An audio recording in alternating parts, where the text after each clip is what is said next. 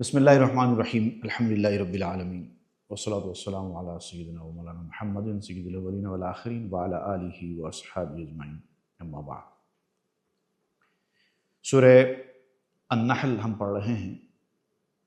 جو رکوع آج پڑھیں گے وہ آیت نمبر 41 سے آیت نمبر 50 تک ہے۔ 10 آیتوں پر مشتمل یہ رکوع، جیسا کہ آپ نے سنا ہے گزشتہ رکوع میں کافروں کے ظلم و ستم کا تذکرہ ہوا، ان کو عذاب سے ڈرایا دھمکایا گیا تھا، اور یہ کہا گیا تھا کہ اب تم جھگڑا کر رہے ہو، لیکن ایک وقت کے بعد جب حقیقت سامنے آئے گی تو تم کو افسوس ہوگا کہ تم نے یہ کیا کیا۔ یہ سرکشی زیادہ عرصے تک چلنے والی نہیں ہے، جب وقت آئے گا تو ساری سرکشیاں سامنے آ جائیں گی۔ جہاں کافروں کو، سرکشوں کو ان باتوں سے ڈرایا گیا، وہیں اس رکوع میں اب ان مسلمانوں کا تذکرہ ہو رہا ہے جنہوں نے کافروں کا ظلم و ستم برداشت کیا، اور اتنا ظلم و ستم ہوا کہ مکے کے مسلمان مکہ شہر چھوڑنے پر مجبور ہو گئے۔ اب وہ مکہ چھوڑ کر ہجرت کے ارادے سے مدینہ طیبہ کی طرف روانہ ہوتے ہیں۔ ان لوگوں کا تذکرہ اس رکوع میں ہوگا۔ اعوذ باللہ من الشیطان الرجیم۔ والذین ہاجروا فی اللہ من بعد ما ظلموا لنبوئنہم فی الدنیا حسنہ ولأجر الآخرۃ اکبر لو کانوا یعلمون۔ صدق اللہ العظیم۔ کافروں کے ظلم و ستم کو برداشت کرتے کرتے، ان کی ایذا رسانیاں سہتے سہتے، جب اللہ کی جانب سے حکم ہوا مسلمانوں کو کہ اب یہاں سے کوچ کر جانے کا وقت ہے، سب لوگ یہاں سے نکل جاؤ اور مدینے میں جا کر قیام پذیر ہو جاؤ، تو ظاہر بات ہے کہ ایک اپنے آبائی مقام کو چھوڑ کر گھر بار کے ساتھ کسی دوسرے شہر میں جا کر ہمیشہ کے لیے بس جانا کوئی آسان بات نہیں ہے۔ اب ایک بہت مشکل مرحلہ تھا مسلمانوں کے لیے، لیکن حکم آ چکا تھا ہجرت کرنے کا، اور رسول اللہ صلی اللہ علیہ وسلم تو پہلے ہجرت کے ارادے سے نکل چکے، اور مسلمانوں سے کہہ دیا گیا کہ تم بھی آہستہ آہستہ آ جاؤ۔ اب سارے مسلمان اپنا سامان باندھ کر مدینے کی طرف ہجرت کرنے کے ارادے سے نکل رہے ہیں۔ اس وقت یہ آیت نازل ہوئی کہ جنہوں نے اللہ کی راہ میں ہجرت کی، اپنا گھر بار چھوڑ دیا، اس کے بعد کہ ان کے اوپر ظلم کے پہاڑ توڑے گئے تھے، ظلم کے پہاڑ ان کے اوپر توڑے گئے، اور انہوں نے کافروں کا ظلم و ستم کافی حد تک سہا۔ اب اس کے بعد جب ان سے کہا گیا کہ اپنا گھر بار چھوڑو، اپنا شہر چھوڑو اور دوسرے گھر میں جا کر بس جاؤ، تو اب وہ حکم کی تعمیل میں اپنا سارا ساز و سامان، اپنے گھر بار کو لے کر نکل پڑے۔ تو اس کا تذکرہ اللہ تعالیٰ فرماتے ہوئے کہتا ہے کہ تم چھوٹا دل مت کرو، یہ وقتی صورتحال ہے۔ جب تم جا کر مدینے میں بس جاؤ گے تو اس وقت جو تمہارا ٹھکانہ وہاں پر ہوگا، مکے سے اچھا ٹھکانہ ہوگا۔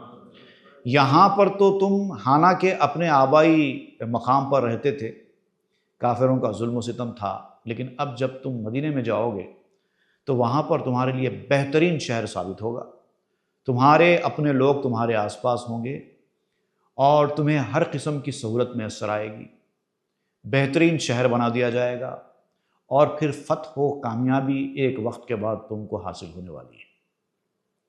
ابھی تو تم ایسے نکل رہے ہو مکے سے جیسے کہ کوئی آدمی ظلم و ستم سے تنگ آ کر بادل ناخواستہ مجبوری میں شہر سے نکل رہا ہے، لیکن جب مدینے میں تم جا کے بس جاؤ گے تو تم کو پتہ چلے گا کہ بہت اچھا کیا جو ہم یہاں پر آ گئے، اتنی اچھی زندگی تمہاری ہو جائے گی۔ وَلَأَجْرُ الْآخِرَةِ اکبر، اور پھر اس کا جو اجر آخرت میں ہے وہ تو بہت بڑا ہوگا۔ یہ جو اجر تم کو دیا جا رہا ہے ہجرت کرنے کا، یہ آخرت کے اجر کے سامنے تو بہت چھوٹا ہے، آخرت کا اجر اس سے بھی زیادہ ہو۔ چنانچہ روایتوں میں آتا ہے کہ مسلمانوں کے مدینے میں بسنے کے بعد مدینے کی صورتحال بدل گئی۔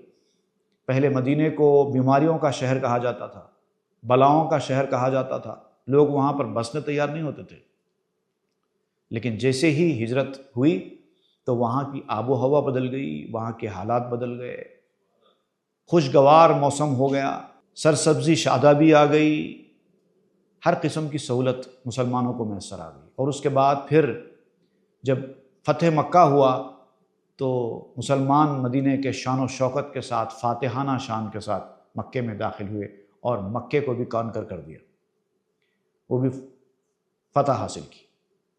لیکن آپ دیکھیے مدینے سے اتنا لگاؤ ہو چکا تھا مسلمانوں کو کہ اب مکہ فتح ہو گیا ہے، اب آبائی اپنا مقام اپنے کنٹرول میں آ گیا ہے، تب بھی کوئی مکہ جا کر بسنا نہیں چاہتا۔ پہلے تو صورتحال یہ تھی کہ مکے میں کافروں کا ظلم و ستم تھا، وہ سہ سہ کر جی رہے تھے، لیکن اب صورتحال یہ ہو گئی ہے کہ وہ مدینے میں آ کر بس گئے اور مدینہ اتنا اچھا لگنے لگا کہ اب مکہ فتح ہو جانے کے بعد بھی مدینہ چھوڑ کر جانے کے لیے تیار نہیں ہے۔ ہمیشہ کے لیے مسلمان مدینے میں ہی بس گئے۔ اس کے بعد پھر حضور صلی اللہ علیہ وسلم کی تشریف فرمائی کا جو عرصہ گزرا، وہاں پر حضور تو تھے، اب حضور کو چھوڑ کر کون جانا چاہتا تھا، لیکن حضور کی پردہ فرمائی کے بعد بھی کوئی مدینہ چھوڑ کر جانے تیار نہیں ہوا۔ حضرت ابوبکر صدیق کا دور خلافت آیا، حضرت عمر کا دور خلافت آیا، حضرت عثمان کا دور خلافت آیا، مسلمانوں کا کیپٹل مدینہ ہی رہا، مکہ نہیں بنا۔ روایتوں میں آتا ہے کہ حضرت عمر جب خلیفہ تھے تو اس وقت جو مہاجرین تھے جو مکہ چھوڑ کر مدینے میں آئے تھے، جو مدینے میں پہلے سے تھے، جنہوں نے ہجرت کرنے والوں کی مدد کی، ان کو گھر دیا رہنے کے لیے، ان کی سپورٹ کی، ان کی مدد کی، ان کو انصار کہتے ہیں، انصاری انہی کو کہا جاتا ہے۔ لیکن جو ہجرت کر کے آئے تھے ان کو مہاجر کہا جاتا ہے۔ تو انصار نے مہاجرین کی مدد کی تھی، لیکن جو مہاجرین تھے جو گھر بار چھوڑ کر آئے تھے، حضرت عمر کے دور خلافت میں ان کو سالانہ وظیفہ ملا کرتا تھا۔ تو حضرت عمر کا یہ معمول تھا کہ جب بھی آپ مہاجرین کو سالانہ وظیفہ دیتے تھے تو وظیفہ یہ کہہ کر دیتے تھے کہ یہ تمہاری ہجرت کر کے آنے کی اجرت نہیں، ہم تو تم کو وظیفہ دے رہے ہیں لیکن یہ تمہاری اجرت نہیں ہے، اجرت تو اللہ کے پاس ہی ملے گی، اور وہ بڑی اجرت ہوگی، اس کے سامنے یہ کچھ بھی نہیں ہے۔ الذین صبروا علی ربہم یتوکلون، اور یہ جو ہجرت کر کے جو مسلمان مدینے میں آ کر بسے، یہ وہی مسلمان تھے جنہوں نے مصیبتوں اور پریشانیوں میں صبر کیا، صبر کا دامن اپنے ہاتھ سے جانے نہیں دیا، اور ہمیشہ اپنے رب پر بھروسہ کرتے رہے۔ یہ اللہ پر بھروسہ ہی تھا ان کا، جو انہوں نے اپنے آبائی شہر کو چھوڑ کر دوسرے شہر میں جا کر بسنے کا فیصلہ فوری قبول کر لیا، اور سارے گھر بار کو لے کر، ساز و سامان کو لے کر مدینے میں آ کے بس گئے۔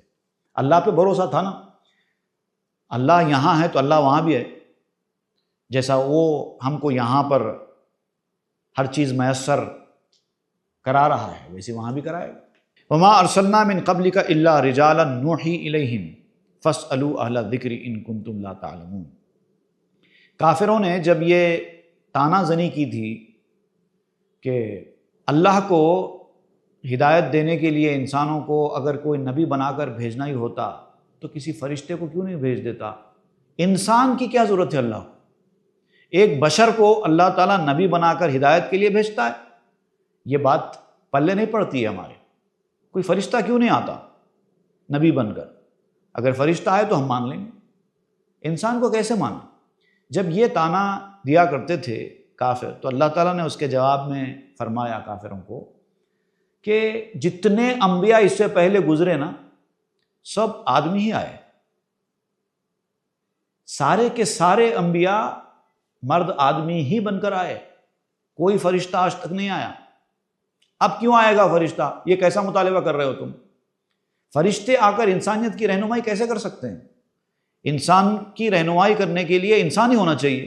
تو اب تک آدم علیہ السلام سے لے کے اب تک جتنے انبیاء کرام آئے، پورے انسان ہی آئے، آدمی ہی آئے، اب فرشتے کا مطالبہ کیسا؟ اگر تم کو معلوم نہیں ہے اس بارے میں کچھ بھی تو جو جانتے ہیں ان سے پوچھو۔ ابھی بھی بڑے بڑے علماء موجود ہیں، تاریخ لکھنے والے موجود ہیں، ان سے جا کر پوچھو کہ پہلے جو انبیاء آئے تھے وہ کون آئے تھے؟ فرشتے آئے تھے کیا؟ تو اللہ تعالیٰ کا جو طریقہ ہے، جو اللہ کی سنت ہے، وہی چلتی رہے گی نا ہمیشہ۔ تو پہلے تو انسان آتے رہے، اب فرشتہ کیوں آئے گا؟ جب انسان ہی آتے رہے تو انسان ہی آئے گا۔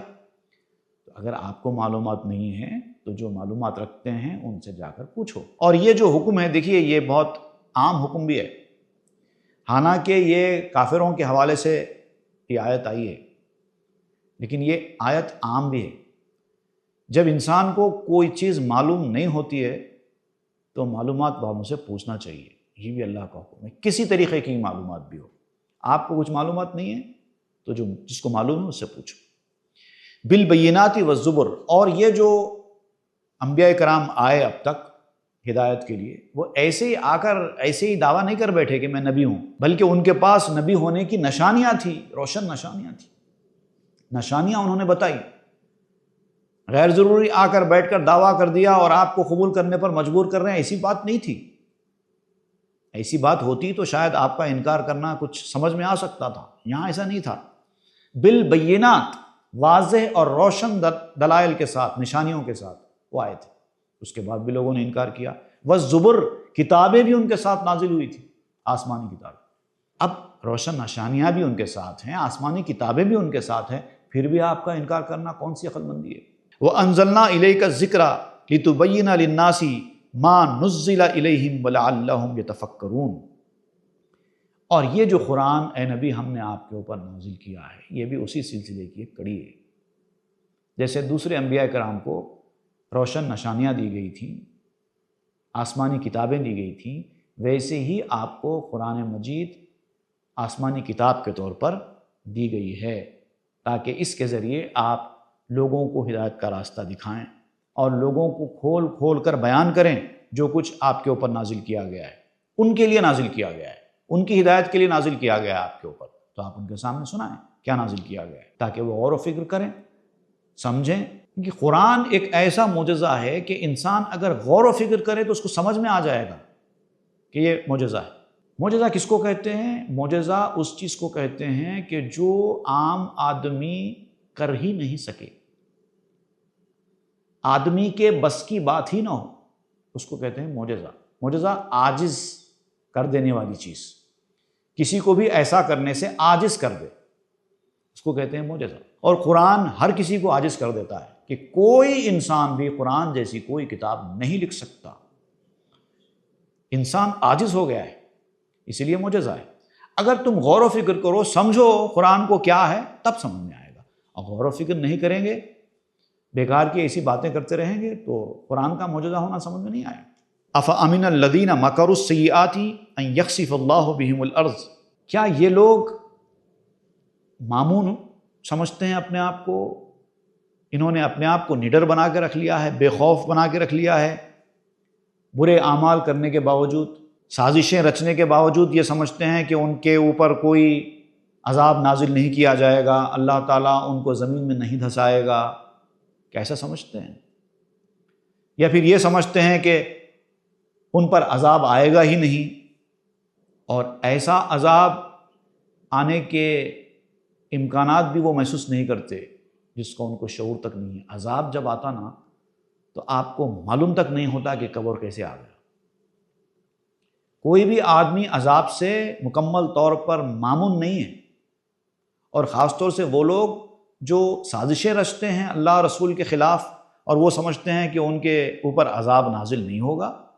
او یاخذہم فی تقلبہم فما ہم بمعجزین، یا پھر وہ اپنے آپ کو اس چیز سے محفوظ اور مامون سمجھتے ہیں، بے خوف ہو کر بیٹھ گئے ہیں، نڈر ہو کر بیٹھ گئے ہیں کہ وہ اپنے کاروباروں میں اس کے دوڑ دھوپ میں مشغول ہیں اور اللہ تعالیٰ ان کو نہ پکڑے گا۔ تم کہیں بھی مشغول ہو، کیا بھی کرتے ہو، اللہ تعالیٰ کو جب پکڑنا ہے وہ پکڑ کر ہی رہے گا۔ او یاخذہم علی تخوف، یا پھر وہ سمجھتے ہیں کہ ان کو کسی حالت میں بھی نہیں پکڑا جائے گا۔ دیکھیے عذاب دو قسم کے ہوتے ہیں، ایک تو وہ عذاب ہوتا ہے جو انسان کے اوپر سڑا نہ جائے، عام حالات میں انسان زندگی بسر کر رہا ہے، صحت مند بھی ہے، ہر چیز میسر ہے اس کے پاس، آرام و آسائش میں ہے، اچانک عذاب آ گیا، سانس لینے کی فرصت نہیں ملی اور تباہ و برباد ہو گئے۔ لیکن کبھی ایسے عذاب بھی آتے ہیں کہ عذاب سے پہلے نشانیاں آتی ہیں، آدمی بیمار ہوتا ہے، کمزور ہوتا ہے، پریشان حال ہو جاتا ہے، تو وہ عذاب کی نشانیاں آتی ہیں اور پھر عذاب آتا ہے۔ موت کا معاملہ بھی ایسی ہے، کچھ لوگوں کو موت آتی ہے اچھے کھاتے پیتے چلتے پھرتے، کوئی بیماری نہیں کچھ نہیں ہے، سڈن موت آ گئی اور گزر گئے۔ ارے ابھی تھوڑی دیر پہلے تو مجھ سے بات کر رہے تھے، بولے نہیں انتقال ہو گئے۔ اور کبھی ایسا ہوتا ہے کہ انسان عرصے دراز تک بیمار رہتا ہے، اس کے بعد اس کی موت واقع ہوتی ہے۔ تو دونوں طریقے سے ہو سکتا ہے، جیسے موت دونوں طریقے سے آتی ہے ویسے عذاب دونوں طریقے سے آ سکتا ہے۔ فَإِنَّ رَبَّكُمْ لَرَؤُوفٌ رَحِيمٌ۔ اب یہ ہے کہ اللہ تعالیٰ فوری عذاب نازل نہیں کرتا، تمہاری سرکشیوں کے باوجود، تمہارے ظلم و ستم کے باوجود، تمہارے کفر کے باوجود، تمہاری نادانیوں کے باوجود تمہارے اوپر فوری عذاب نہیں آتا، تمہاری فوری پکڑ نہیں ہوتی۔ اس لیے نہیں ہوتی کہ اللہ تعالیٰ بندوں کے اوپر بہت زیادہ مہربان ہے، اور اس کی صفت میں ہے کہ وہ بندوں پہ رحم کرتا ہے۔ یہ اس کا رؤوف و رحیم ہونا آپ کو عذاب سے محفوظ رکھ رہا ہے، اور اللہ تعالیٰ اپنے رؤوف و رحیم ہونے کی وجہ سے آپ کو مہلت دیتا ہے، چانس دیتا ہے۔ ابھی وقت ہے، چھوڑ دو، اور وقت دیتے ہیں، مہلت دیتے ہیں۔ بہت کچھ کر لیا، ہم نے تم کو پکڑا نہیں، عذاب دیا نہیں، مہلت دیتے ہیں، تھوڑا وقت دیتے ہیں، سمجھ جاؤ۔ یہ اس کا رؤوف و رحیم ہونا، مہربان ہونا، کریم ہونا ہے، جو فوری پکڑ نہیں کر رہا ہے، اسی لیے فوری عذاب نہیں آ رہا ہے۔ اولم یروا الی ما خلق اللہ من شیء یتفیأ ظلالہ عن الیمین والشمائل سجدا للہ وہم داخرون۔ اللہ تعالیٰ کی قدرت کی نشانیاں دیکھنا ہے تو دیکھو، کیا ان لوگوں نے نہیں دیکھا کہ جنہیں اللہ تعالیٰ نے پیدا فرمایا ہے کہ ان کے سائے بدلتے رہتے ہیں، کبھی دائیں سے بائیں، کبھی بائیں سے دائیں؟ ایسا کیوں ہوتا ہے؟ کبھی آپ نے دیکھا؟ باغوں میں جائیے، جھاڑوں کو دیکھیے، اس کے سائے زمین پر پڑتے ہوئے دکھائی دیتے ہیں، کبھی ادھر پڑ رہا ہے کبھی ادھر پڑ رہا ہے، کبھی ڈالی ادھر کو جھکی ہوئی ہے کبھی ادھر کو جھکی ہوئی ہے۔ سورج مکھی کا پھول ہی دیکھ لو، کبھی اس کا منہ ادھر ہے کبھی اس کا منہ ادھر ہے۔ تو اللہ تعالیٰ فرماتا ہے سجدا للہ، دراصل یہ اللہ کے حضور جھک رہے ہیں، اللہ کے حضور سجدہ کر رہے ہیں، وہم داخرون، اور اللہ کے سامنے اپنے عاجزی انکساری کا اظہار کر رہے ہیں۔ پروردگار ہم کچھ بھی نہیں ہے، جو ہے تیرا ہے، تیرا حکم ہے۔ ہر چیز اللہ کے سامنے جھکی جا رہی ہے، اس کے حکم کی تعمیل کی جا رہی ہے۔ اللہ تعالیٰ جب کسی پیڑ کو کہتا ہے کہ ہرا بھرا ہو جا، وہ ہرا بھرا ہو جاتا ہے، اور جب کسی کو کہتا ہے کہ تو سوکھ جا، وہ سوکھ جاتا ہے۔ اور کچھ جھاڑ ایسے ہوتے ہیں جو سوکھ جاتے ہیں، پھر اللہ تعالیٰ فرماتا ہے ہرا بھرا ہو جا، پھر سوکھا ہوا درخت ہرا بھرا ہو جاتا ہے۔ سب اللہ کے حکم کی تعمیل کر رہے ہیں۔ ذرا جا کر دیکھو، گھر کے باہر نکلو، ایک ایک چیز کیسے اللہ کے حکم کی فرمانبرداری کر رہی ہے۔